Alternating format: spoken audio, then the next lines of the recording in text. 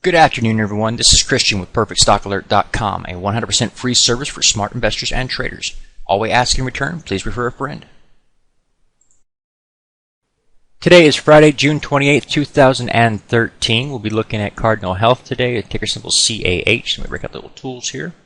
Alright, so here we have the ticker symbol, and when we look at this chart, we can see various different things telling us to look for this to start to roll over, or peak, if you will. And with the fact that the overall markets are doing the exact same thing, that's important that we work with the market averages instead of against them.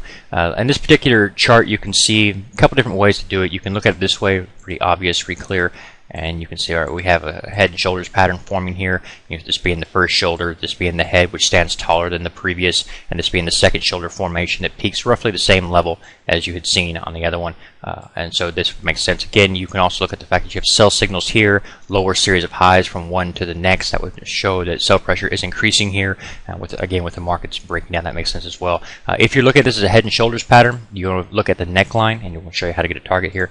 You look at this first shoulder, the head formation, and then the second shoulder formation. What's going to happen is you're going to roll over here, and this right here, you can either use the low close or you can use low point. Doesn't make a difference. And you simply measure this distance from the high point, 48, 68, down to the neckline. Measure that out mathematically, and when you get a close below the neckline here, then you can subtract that amount and say that's about how far we expect price to fall before we start to get another bounce or something like that. So you can see there's a good downside potential here down to the 44 line, which would also be putting us in line with filling this gap here. So that would be something else that makes a lot of sense. And again, if overall markets are peaking like we're seeing develop right now, then of course the 90% of stocks are going to follow the overall market averages, and therefore it would make a lot of sense to trade in that direction. Another way to analyze this would be to simply look at, well, before we do that, one more thing about the head and shoulders pattern you like to see. Again, doesn't have to happen, but you like to see it. When you have this first shoulder formation, this sell-off that happens here, you want to look at the volume there. And then this head formation, look at the volume. And if you see volume increasing on the second shoulder formation, that would also help the argument that you're seeing a topping pattern. People were selling here, and then more people are selling here. That would give you that top.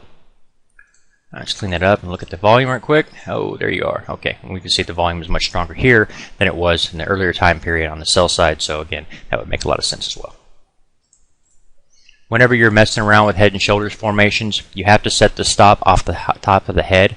That's what this blue line here is indicating. So that's what the stop loss limit would be, roughly $1.50 to the upside there. Would you be losing if you were wrong on this call and making about $3.54 a share on the downside there? Okay. Another way to look at this would be to analyze the ultimate oscillator, or you can use other momentum tools, but I like the ultimate oscillator. In this particular situation, you can see this low point here and then a lower low here, and this is trending down. Okay, and then at the same time period, you can see this low close here and this higher low close here. So you're trending up. That's a divergence. There's 4 different types of divergences, and there's different ways to read them as well. If you're not familiar with divergence, you can go to the free website. We have videos there that just teaches it to you, and you can watch them on your own time. But the main thing here is to show that this calls for a bounce right here, and the reason being that momentum is moving to the downside. You can see that it's growing stronger than it was here on the downward move.